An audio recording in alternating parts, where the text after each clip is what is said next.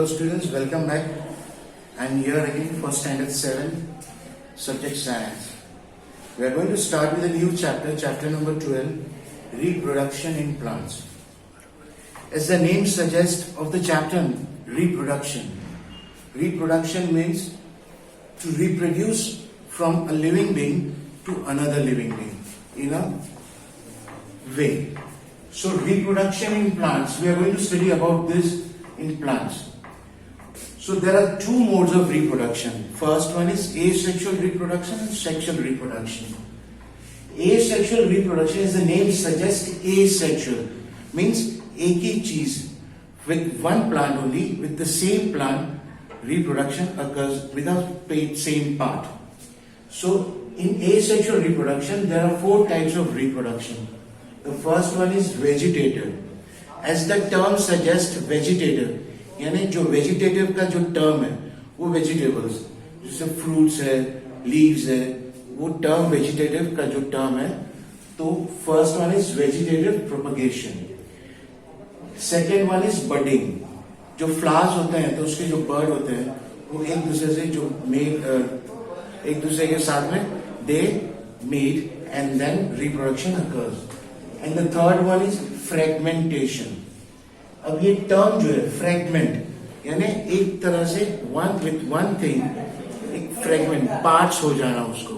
So that is called as fragmentation. Fourth is spore formation. Spore formation जब flowers होते हैं तो उसके ऊपर जो पोलन ग्रेन्स आते हैं उसके स्पोर्स बोलते हैं. तो स्पोर फॉर्मेशन जो है it is a term in asexual reproduction. तो asexual reproduction के अंदर four types of reproduction. The first one is vegetative reproduction. Second one is budding. Third one is fragmentation or spore formation. Vegetative the term जैसे flowers, roots, stems है वो. Second is budding. Budding यानी जो bird आते हैं तो flowers की तरह. Fragmentation, one thing is fragmented into a smaller parts. Spore formation जो pollen grains आते हैं स्पोर्स होते हैं तो वो स्पोर फॉर्मेशन के through asexual reproduction occurs. Second mode of reproduction is sexual reproduction. अब ये सेक्सुअल रिप्रोडक्शन के अंदर क्या है, male and female is required. So there are two types of sexual reproduction in plants. The one is pollination. यानी pollination जो है एक तरह से जो एक पोलन ग्रेन्स आते हैं it goes to the other thing. Second is fertilization. So, asexual के अंदर only one kind of plant is needed and sexual two parts is needed.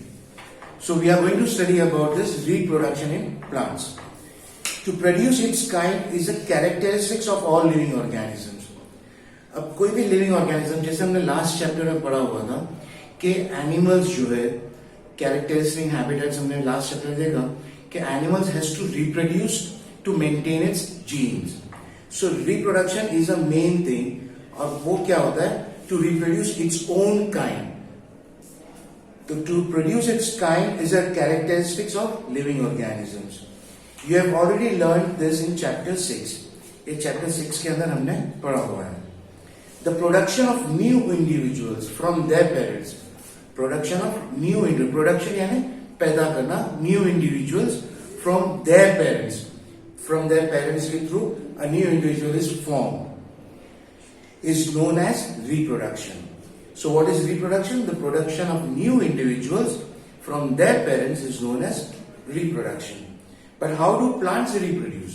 जैसे हम देखते हैं कि मेल एंड फीमेल के reproduce, हमारे मॉम एंड डैड होते हैं तो उनके बच्चे हैं. So that is in a human being. अब what about plants? So plants के बारे में we are going to study about this in this chapter. So there are different modes of reproduction in plants. There are different modes of reproduction in plants which we shall learn in this chapter. So modes of reproduction. Modes यानी उसके types, प्रकार होते हैं. So modes यानी what are the types of reproduction in plants? So first one is asexual and second is sexual. So in class 6 you learned about different parts of a flowering plant. अब last year में class 6 में क्या पढ़ा हुआ था? तो flowering plants जो होते हैं उसके डिफरेंट पार्ट्स हमने पढ़े थे. रूट्स, स्टेम्स, लीव्स, वो सब हमने we had studied in the standard 6. So try to list the various parts of a plant and write the functions of each. Most plants have roots, stems and leaves. Most plants have roots, stems and जैसे herbs and shrubs होते हैं, but लेकिन most of the plants have roots, stems and leaves. So these are called the vegetative parts of a plant. अब मैंने जैसे कहा कि vegetables होते हैं जो हम खाते हैं, तो वो जो term vegetative है तो वो इसीलिए यूज होता है. Stems, roots and leaves which are known as vegetative parts of a plant. So after a certain period of growth, most plants bear flowers. अब एक particular age गुजर जाने के बाद, so most of the plants जो plants के parts होते हैं वो reproduce करते हैं अपने new generation को. तो most plants bear flowers. अब वो जो है वो क्या करते हैं reproduction के लिए? तो first of all they bear flowers. You may have seen the mango tree flowering spring. अब हमने मैंगो ट्री जो होता है वो फ्लावर जो जब उसको जो मैंगो फ्रूट आने के लिए पहले उसको क्या होता है वो बडिंग होते हैं. तो हम देखते हैं कि स्प्रिंग के टाइम पे ठंडी जब खत्म स्टार्टिंग होती है तो उस वक्त मैंगो ट्री जो है वो निकल आते हैं, जो बर्ड्स निकल आते हैं. It is these flowers that give rise to juicy mango fruit. अब यही फ्लावर्स जो है तो फर्स्ट ऑफ ऑल बडिंग जो होती है वो बडिंग होने के बाद फ्लावर्स में different and then these flowers it grows into a fruit. We enjoy in summer. We eat the fruits and usually discard the seeds. हम fruits खाते हैं और उसके seeds हम फेंक देते हैं. Seeds germinate and form new plants. अब यही seeds जो है germinate होते हैं. So germinate means उसी के अंदर से दूसरे roots निकलना and with that roots a new plant is formed. So flowers perform the function of reproduction in plants. So what is the function of flowers in plants? Flowers का function क्या है plants के अंदर? तो flowers perform the function of reproduction. तो flowers जो है वो reproduction perform करते हैं. तो flowers are the reproductive parts. तो क्या हुआ flowers? It is a reproductive part.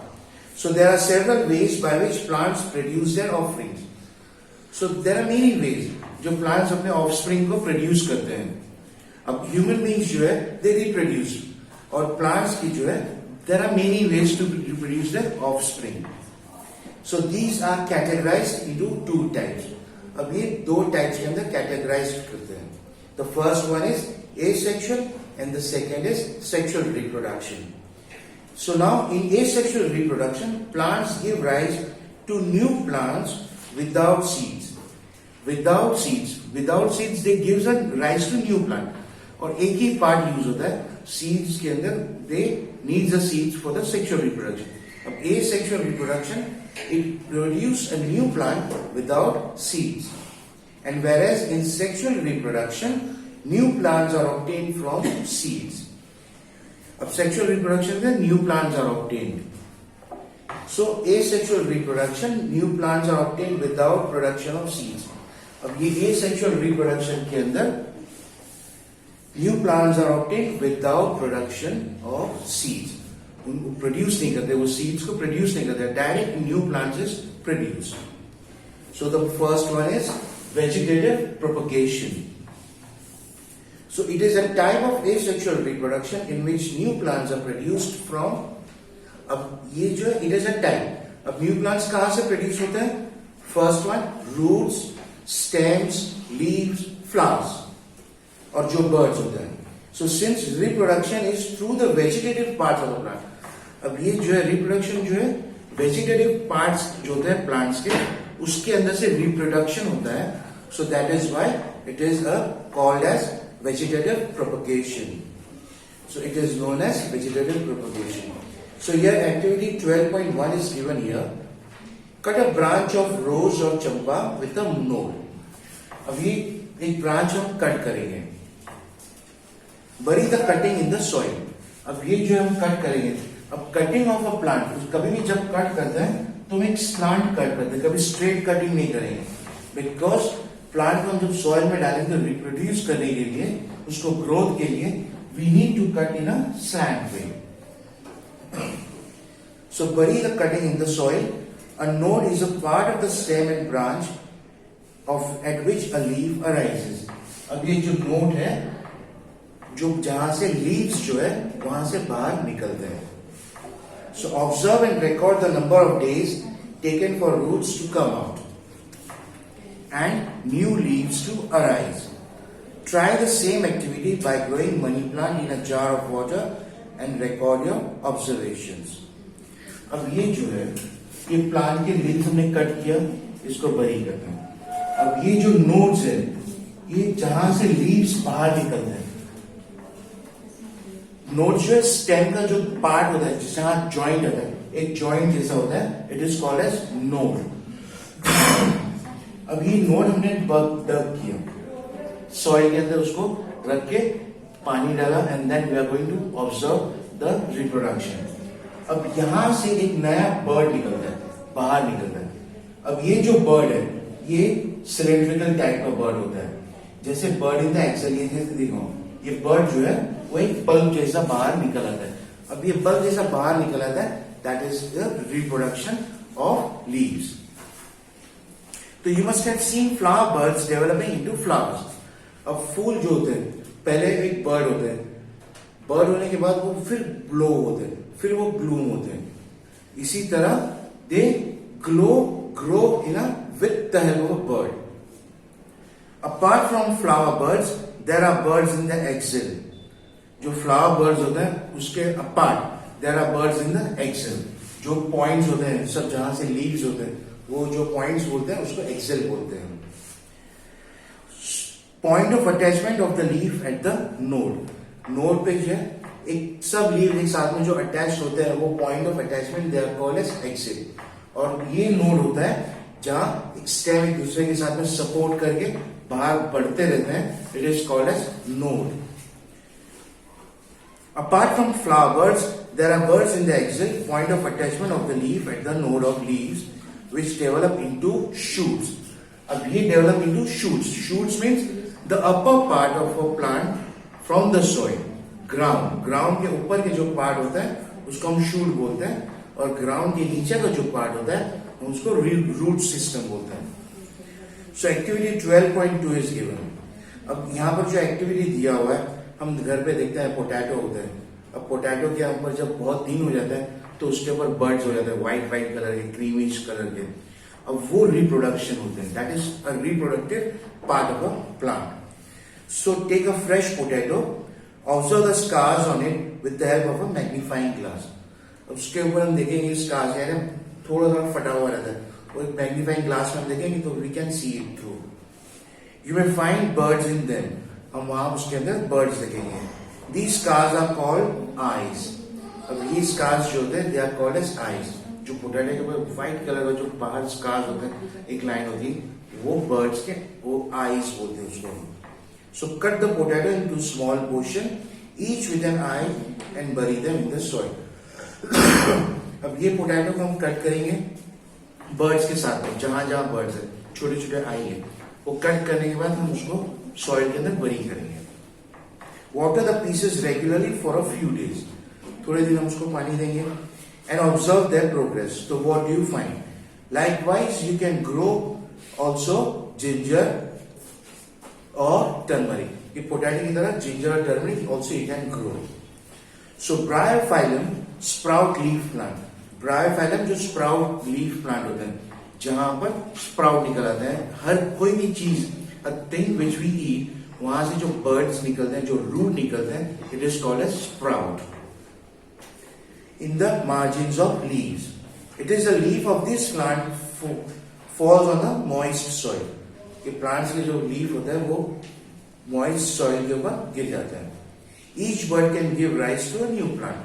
और वो जो उसके ऊपर जो plant छोटे छोटे bird होते हैं, वो it gives rise to a new plant. As we see over here, जो leaf of bryophyllum होते हैं, अब ये leaf के ऊपर छोटे छोटे plants उगे हुए रहते हैं. अब ये लीफ जब जमीन के ऊपर गिर जाते हैं, मॉइस्ट जो सॉइल होती है, गीली मिट्टी होती है, उसके ऊपर गिरते हैं, तो प्लांट्स नीड वाटर. अब उसको वाटर मिल गया तो वो रिप्रोड्यूस करेगा. अब यहां से नया प्लांट वापस इट रिप्रोड्यूसेस. तो roots of some plant also give rise to new plants. The sweet potato and dahlia are examples. Plants such as cacti produce new plants when their parts get detached from the main plant body. अब cactus जो होता है, जो कांटे वाले झाड़ होते हैं, अब वो जो प्लांट है उसके जो लीव्स बाहर उसको एक झाड़ से अलग करेंगे तो वो वापिस again it reproduces to a new plant. Each detached plant part can grow into a new plant. So plant produced by vegetative production take less time to grow. अब ये vegetative production के अंदर plants जो है वो grow होने में less time लेते हैं. बाकी seeds formation जो है, the other parts budding है, fragmentation है, spore formation, it takes a lot of time. But ये already bird निकल के उसके ऊपर new plants grow हो चुके हैं, so it goes on growing.